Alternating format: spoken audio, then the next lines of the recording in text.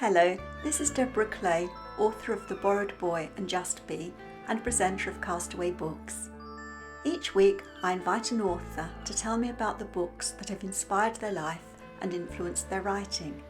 This week's guest is Pamela Holmes.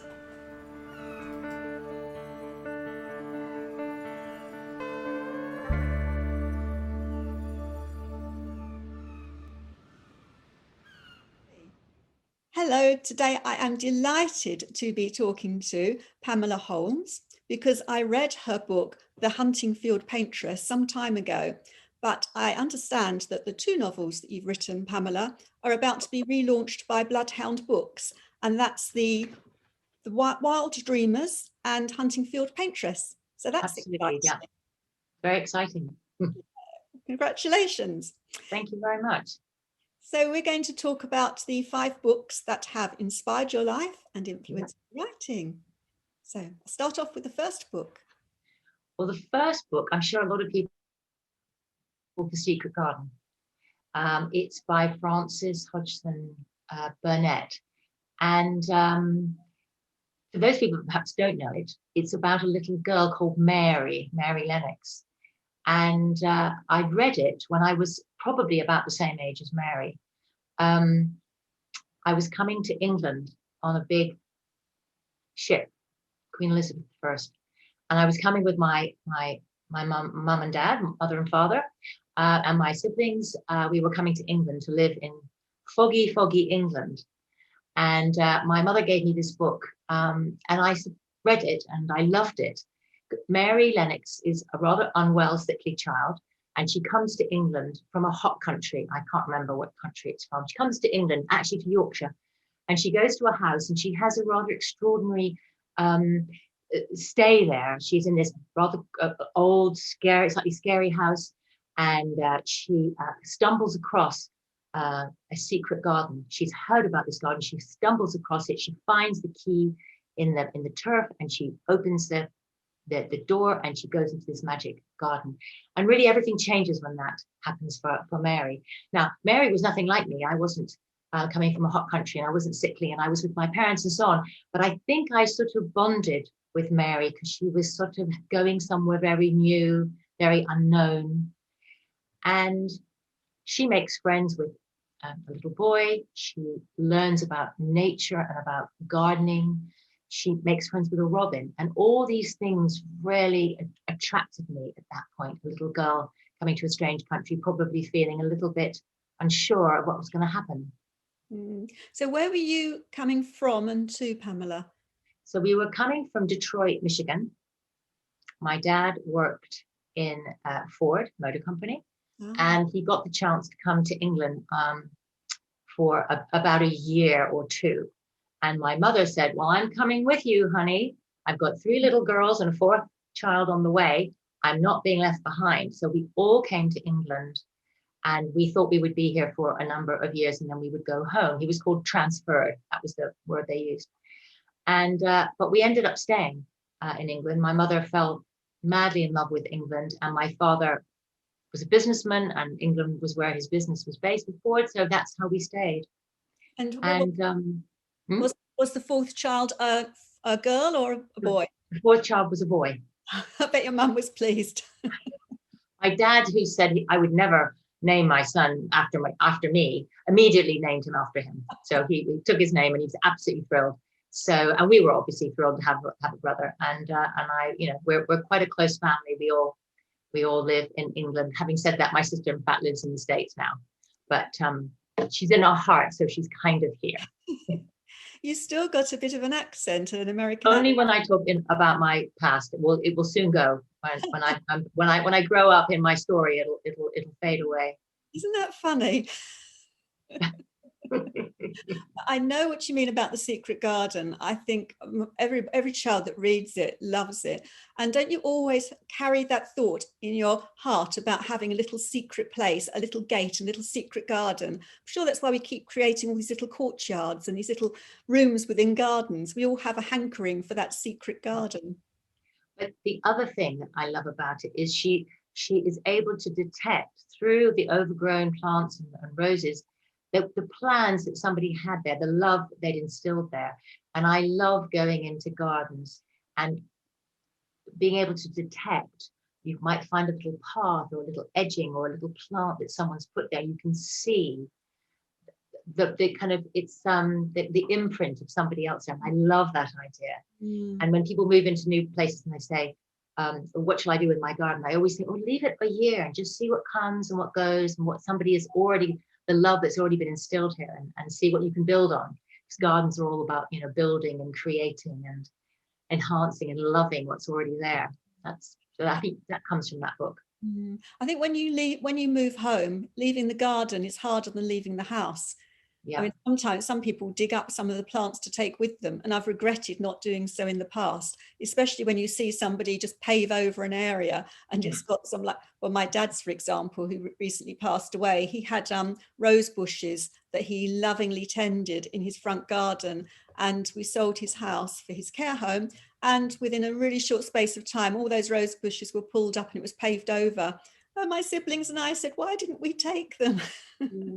Oh, such a shame. Are you a gardener, Pamela? I am. I'm very lucky because I live in London. I have a really lovely back garden, not enormous, but just a great size, apple tree in it and lots of plants and so on. And I also have an allotment, so I do a lot of gardening. I am very, very busy at the moment with gardening. I have a little front garden too. So yeah, I have a lot of plants, and I'm very lucky and I love it. And I feel my mother coming through me, and my grandfather coming through me in the gardening that you do. And I think it kind of does come through. You know things that you don't realize, it comes through. That's lovely. Work. Yeah. Allotments are really hard work, aren't they? It is very hard work. It's along the railway line, and it is hard work. But it's great because you meet a whole cross section of people have allotments. And the great thing about the allotments, people walk by. They're quite a thin. They're on the hillside, on the railway tracks going by.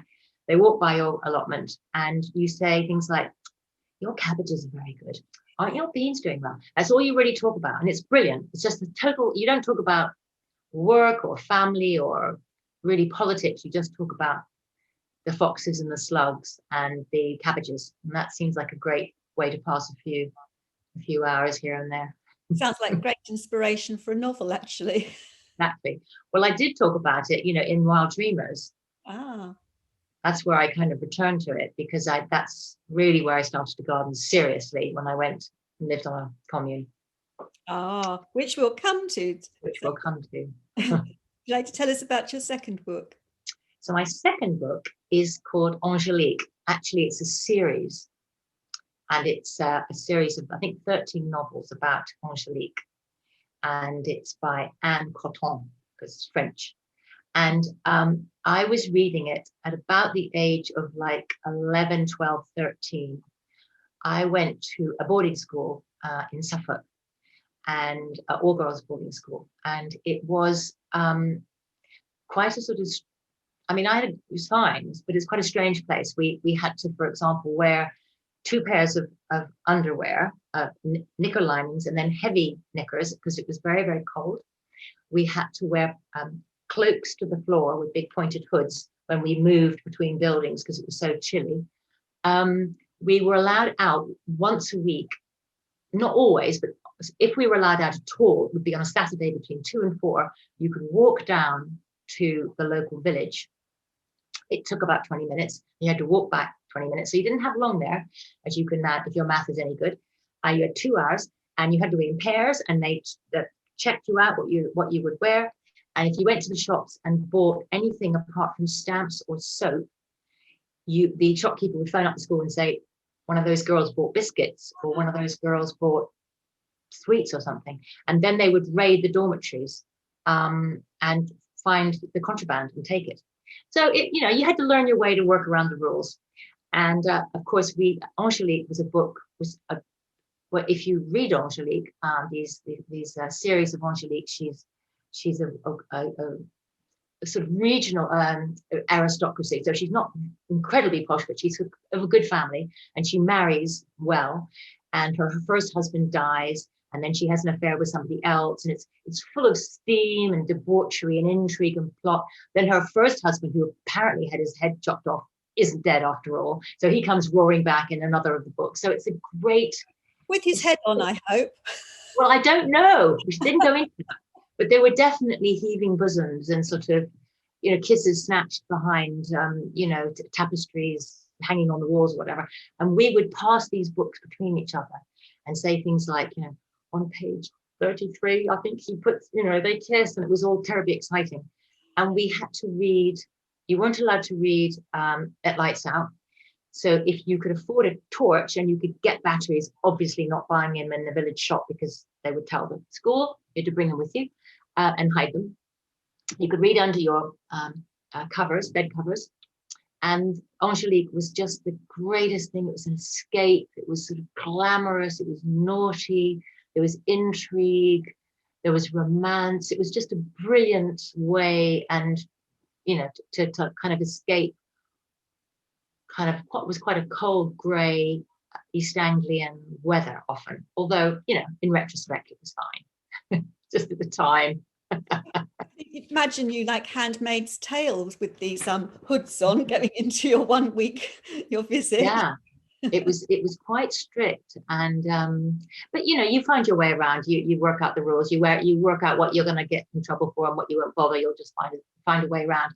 I think I started actually writing there, little notes and things, because we worked quite hard, played games and stuff like that, but we did work quite hard. So I think that's where I sort of began to sort of think about writing, but only just diaries and letters and little scraps and notes to myself, little ideas, because I wrote a little book called The Mises, and I illustrated it and wrote it, and it was about a mouse family. And I don't remember an awful lot about it, but I remember the shapes of their heads and their bodies, and it was adventures of the mouse family. And my dad said, oh yeah, I know somebody who's a publisher and he can get it published, but I never heard anything more. So presumably that passed, but that happened to me in that I wrote a little book about a little man that I made from pipe cleaners and things. And my dad raised my expectations by saying, oh yes, here in the newspaper, and this boy, and he got published. There's no reason why you couldn't. And I was, I'm going to have my book published. And I was probably about 7 or 8. But I wonder whether that kind of sowed the seed in our heart that it was possible, whereas exactly. you thought it was. Exactly. I don't think it's, I don't remember feeling disappointed. I remember thinking it's a possibility. It can happen.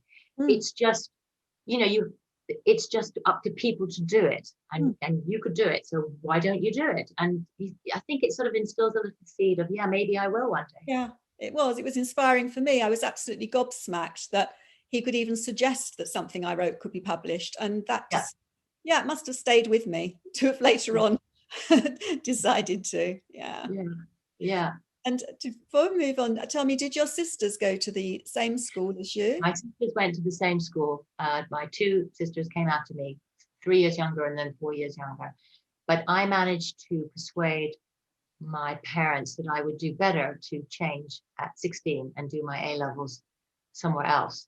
So I went off to a ladies' A-level college in Oxford, and had a lovely time, because there were lots of people to meet in Oxford, and that's where I got my A-levels. Excellent. Yeah. So go on to book 3. Well, book 3 is about is Carrington, her letters and extracts from her diary. Well, when I went to Oxford, I made good friends with some of the boys at Oxford University, and I ended up dating one of them. And you had to be, I was at a college, and you had to be in at 10:30 at night, which of course you would, because you'd be checked in, and then you'd run up to your bedroom, get into the drain pipe, you skirt down, your boyfriend would pick you up, and off you'd go again. That's what we used to do from time to time, obviously not all the time. But we ended up going to live in Somerset on a farm, and in fact a number of us went there, and it was a commune, and it was a beef farm, a beef suckler herd it's called. It's a place where the cows have a calf, and then at about 6 months old the calf is sold on to a farm lower down the slopes where the grass is richer and cows are fattened up and become turned into meat. I gave up eating meat when I went there. I won't say anything else. But it was a beautiful, up in the hills of Somerset, and I fell in love with Somerset.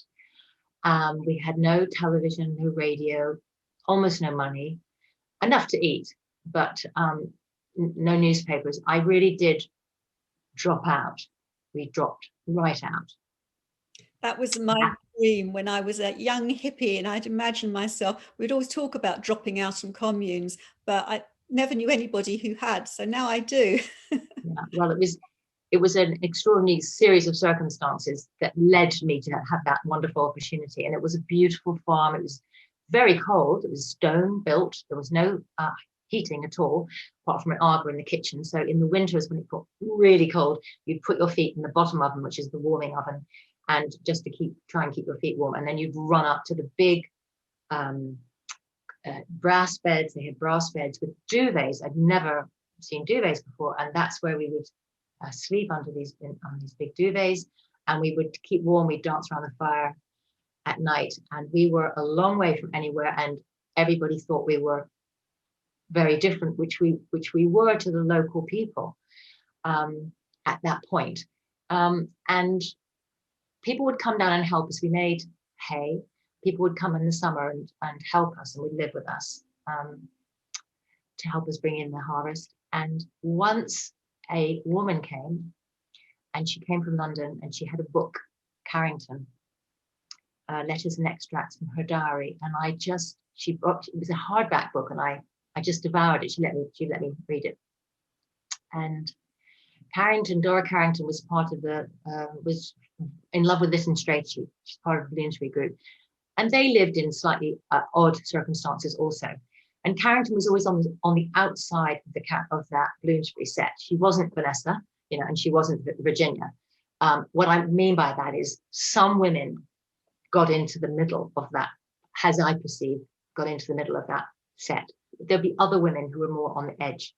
And Carrington was one of those. She was never really known for her work, although she was a good painter, and actually used to do sometimes pub signs, I think. So reading her extracts and diaries, really, I just found it very interesting. Because she was on the outside of conventional society, which is where I felt we were. I was quite pleased about that. And I found her sort of insights, her quandaries, her problems, her challenges. I could sort of relate to them, even though they were different ones.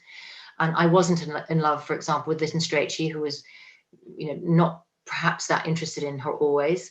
My situation was very different, but there were aspects of what she was dealing with that I found very interesting. And I found particularly her voice. I could really sense her through the language that she chose and what she chose to write about. Now, obviously they're edited, so you don't get everything. And you wonder what isn't in there. But I found that book just really captured my imagination. In preparing for this interview with you today, I looked up the book, and I often have books recommended by guests. I think I must read that, but this one I put on to be read. I put it onto my list because it just sounds wonderful. Yeah. And were you in love at that time? Did the boyfriend you met at Oxford go with you? He was there. He circumstances worked out in such a way that in the end he was kind of running the farm.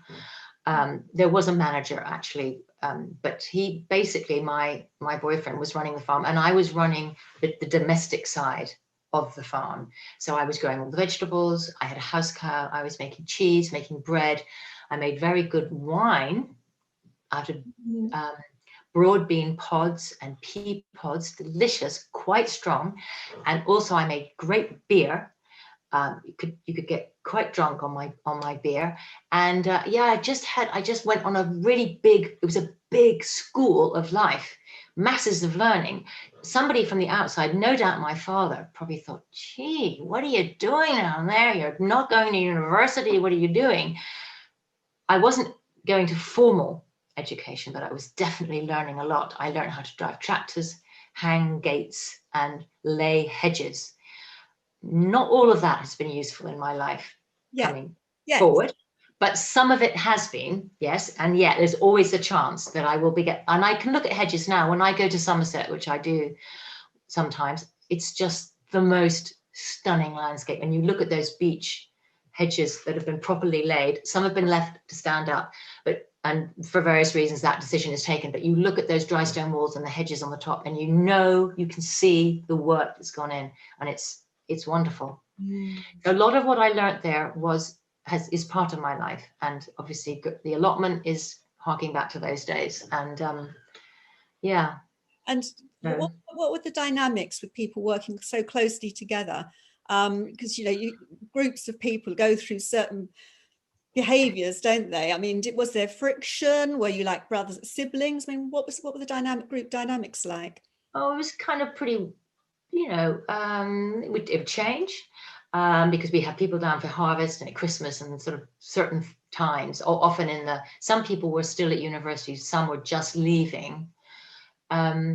I mean, it was the time when we were, in theory, we were breaking the bounds of convention.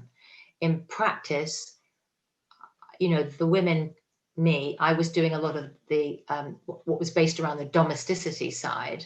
And the boys were running the tractors and fixing tractors and bringing the hay, baling hay and stuff like that. So although in theory we were breaking convention, a lot of it was resorting to pattern. In terms of the group dynamics, well, sometimes it was great and sometimes it was difficult.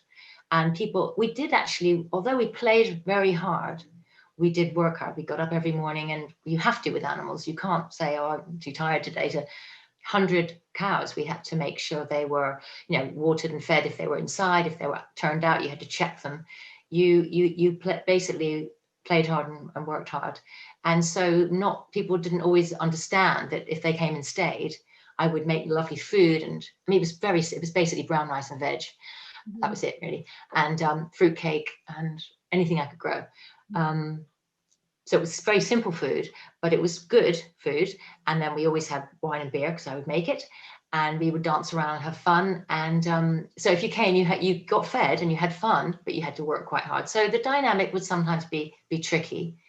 But I look back on it and think what a great time it was. And what I haven't said is my mother had died when I was 16, and so I went there when I was about 18. And things have been quite sort of complicated in my family life, and it was just in a way a place where I really went to sort of heal, which in a way harks back to The Secret Garden, because the garden was about healing. That book is, in one way you could look at The Secret Garden being about healing, and going to the farm for me was about healing, and having fun. But in one way it was about recovering from what had been quite a difficult time. And you never forget that. Never. It's always with you that your mother is not alive. But yeah, so that was a place that I sort of recovered. Very young to lose your mother, and very courageous of you to embrace that opportunity when you must have been feeling vulnerable anyway. Yeah, as you say, you learned a lot through the experience. Yeah. But it only went on for 3 years, and then various things happened, and it split up, and that little idyll, or that little episode, that little time changed.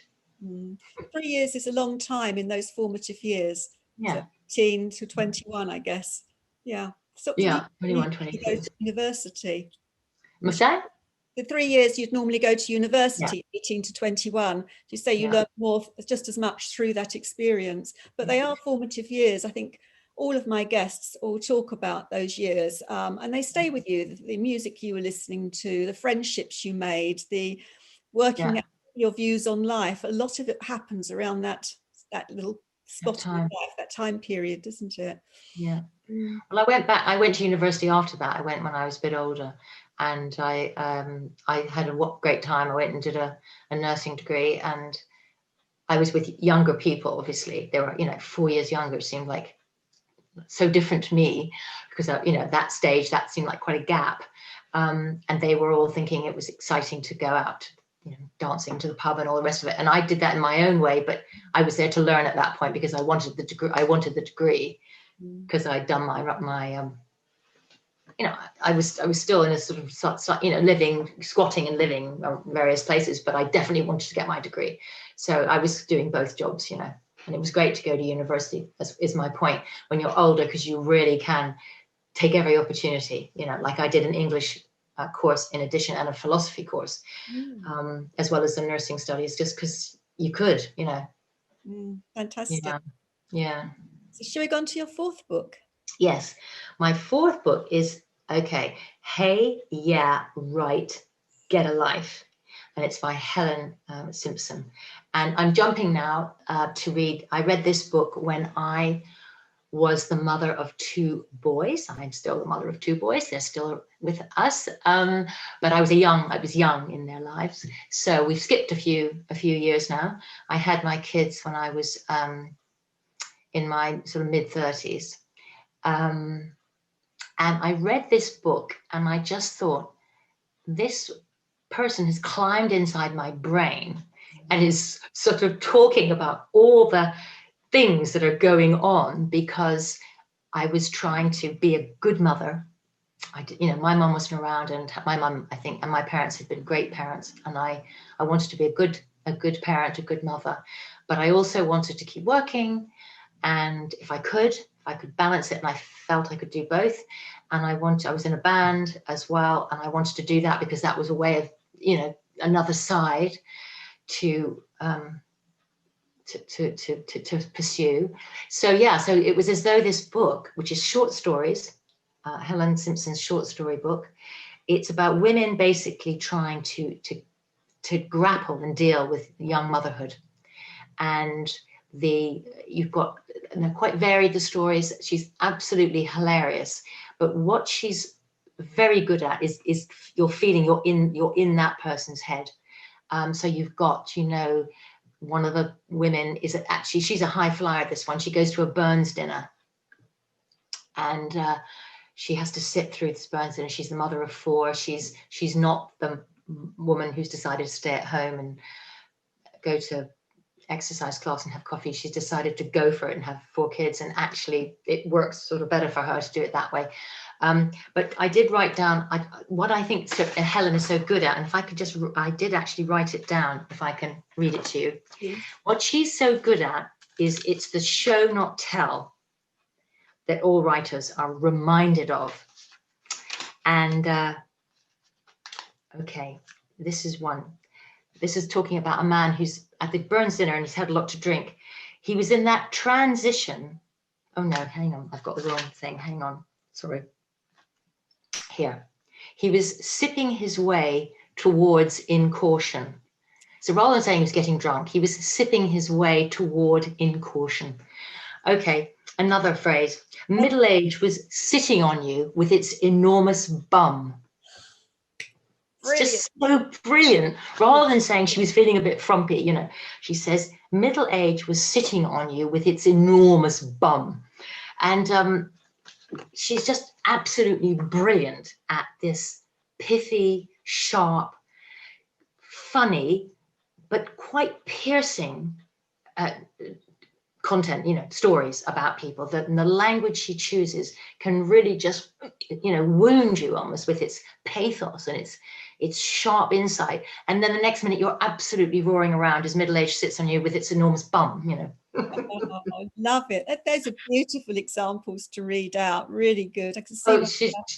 She's just great. And the last one I will just read you is she's talking about West London, and she said the transition from afternoon to evening is marked by the lighting of 1,000 barbecues.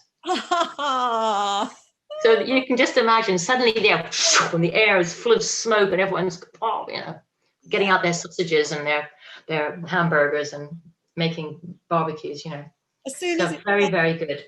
And she is she's done a number of books, short stories, and she is really worth reading. Brilliant. That was Helen Simpson. Helen Simpson. Hey, yeah, right. Get a life. Now, I'll remind viewers and listeners that when I on my website under the Castaway Books with your page, it will have all the books you chose with links to Goodreads, so they can find them there, because you've recommended great ones. Thank you. Good. So on to your fifth book. Well, my fifth book is Moon Tiger by Penelope Lively. This book is also a brilliant book. It's about Claudia. Claudia is on her deathbed, and she is going to write her final memoir, although we understand quite quickly that it won't be on paper. She's going to write her final memoir about her life.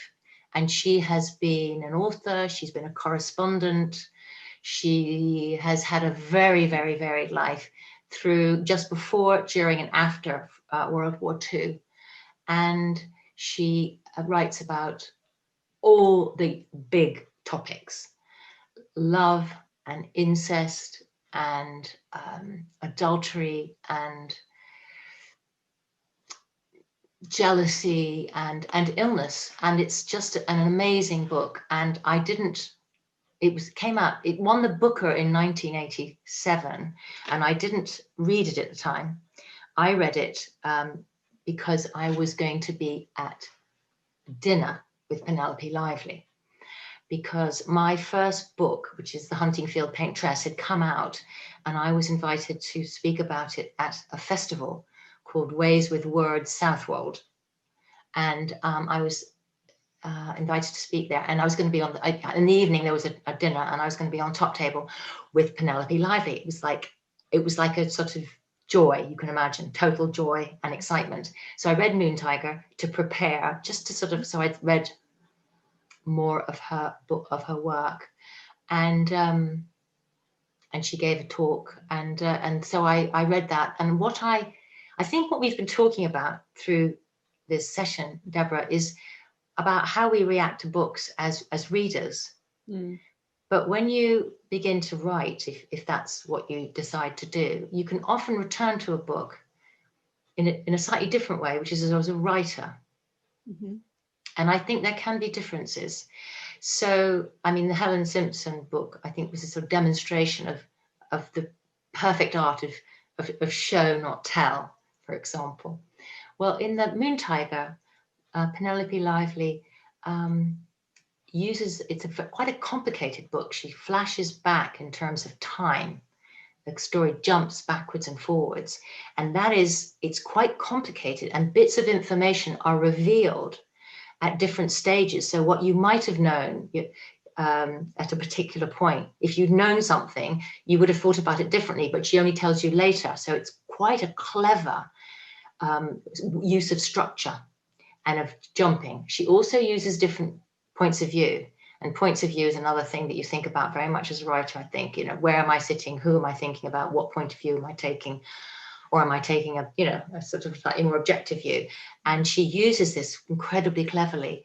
And so I found that book fascinating. And in fact, after I'd been at that festival and talked to her a little bit, obviously she had lots of people to talk to, and but I did use that changing time pattern in Wild Dreamers, which was the book I wrote, my second book, and I did do that in part 2 of Wild Dreamers. So I'm not saying it was anything like as successfully done as she did, but at least it gave me the sort of confidence to try and take that approach. I mean, she is a great, she is, again, a very eminent and impressive writer. The other thing that she does is she writes about Claudia, who is the main character in Moon Tiger. She's clever, she's outspoken, she's uncomfortable in the world. We don't really like her, but we're fascinated by her. And that's what Penelope Lively can do so well, is you can have characters which are really not necessarily, people say, but did you like him? And you think, I did or I didn't. But she can, a character you actually probably don't like but love somehow. Yeah. And she's just brilliant at being able to do that. I'm thinking of I wish I could try and you'll hopefully think of it. Oh, Killing Eve. Who's the protagonist on there that everybody loves to hate? Do you know what? Linda, are you? There's the girl who kills everybody on Killing Eve. Yeah. What's her? Well, she's called Eve. No, that's the woman she's trying to kill. Oh, okay, Anyway, okay. anyway, that character is somebody who is absolutely awful. She's dreadful, but everybody loves her. So Exactly, exactly. And I think that's a brilliant ability to be able to do that, is to somehow get the reader or the viewer to sort of just be fascinated by what they're going to do next, to be absolutely, you wouldn't want to kind of be best friends with them maybe, and you'd be sort of skirting around them, but you're fascinated by what they're doing. And Claudia is this amazing character, and there's all sorts of things you learn about her and the people around her and the relationship she's had, and you understand how it happened that way. And I suppose it's the empathy that Penelope Lively builds makes the difference. You can understand why they do it, even if you don't like it, you don't even approve, you can understand it. It rings completely true. It's completely authentic. Oh, that's another one Yeah. I'd have to read. You will. It's brilliant. Honestly, it's brilliant. Now, there's a couple of things you brought up that I haven't picked you up on to explore further. And although we might be getting short on time, I have to ask you a couple of questions. One is you dropped in just casually about being in a band. So what do you play and do in the band? What kind of band?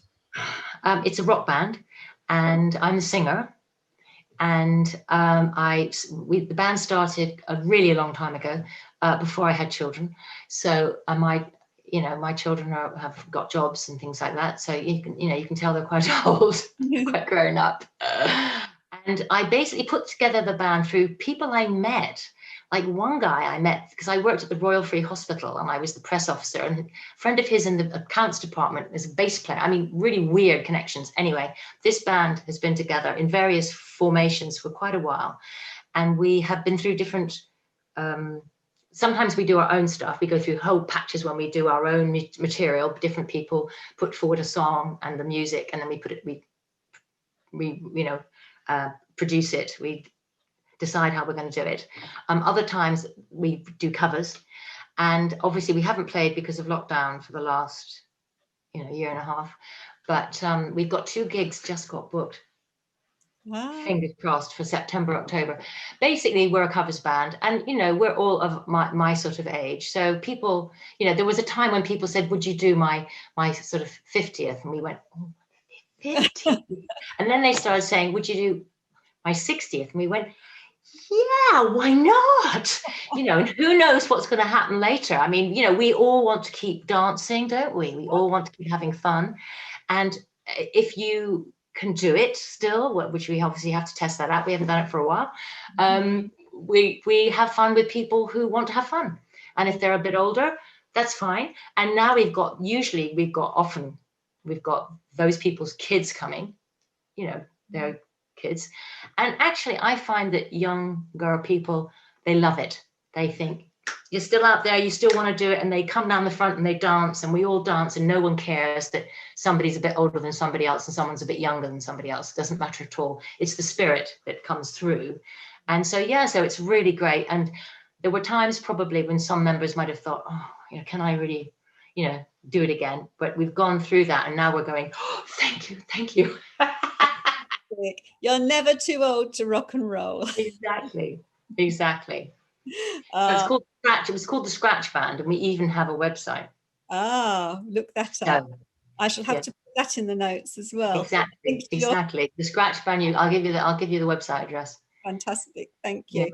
And you mentioned there you were press officer at the Royal Free, and you told us you trained as a nurse. But when you were training as a nurse, you also did English and philosophy, I think you said.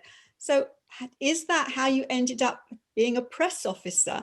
What happened? Just tell us briefly how your career went from there. Yeah. Well, I did the degree in nursing studies, and I did get my SRN, state registered nursing, and very proud of it. I was too. But quite quickly, I moved into journalism, and wanted to become a journalist. So, got a job as a tea person, and worked my way up to in journalism. And I was features editor of Nursing Times, for example, big, huge selling magazine at the time, absolutely enormously successful. The magazine was. It's where I met my husband, who was the cartoonist for that important magazine. And then I made a move into television. So yeah. So then when I had babies, I decided I didn't want to do television anymore. It was it wasn't going to be suitable. They would want blood, and I wasn't going to give them that. So I got a job as a press officer, which was a bit of luck, actually, because in those days people didn't have press offices. And the Royal Free, which wasn't too far away, they decided to open a press office. And so I got that job, which was great. And that took me off on a whole new way of working, doing more campaigning. I became a campaigner after that. You've had a fascinating, full and rich life that's just been so interesting finding out about it. And I'm sure all of this will come out in your wonderful books as well. So congratulations on the relaunch with Bloodhound Books of the Huntingfield Paintress and Wild Ones, isn't it? Wild Dreamers. Wild Dreamers, sorry. So I look forward to reading your second novel, which I haven't read yet. And one last question, and that is the question I ask all my guests, is what would you take with you as a luxury item to the Castaway Island? I am going to take bottles of very good olive oil. Because I can cook with it. I can put it on my hair and skin, and I can just drink it, and it'd just be lovely to have it. I just think it would be a perfect, if I can only have one thing, I think that's what I'll take. That's very innovative, all the different things you can do with the olive oil. Well done. Make soap, maybe. Yeah, I'm sure all your experience on the commune, you'll soon have that island buzzing with activity. Probably be on the island selling things, making a fortune. Well, it's been a pleasure. Thank you. Pleasure talking to you. Thank you for being my guest this week, Pamela.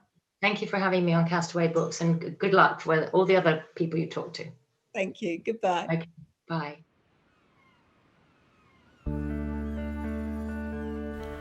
I hope you enjoyed listening to this week's episode of Castaway Books. References for all of the books discussed in this show can be found on my website, which is www.abrakdeborah.wordpress.com. It's the letter K and then my name, Deborah, Deborah. So until next week, goodbye.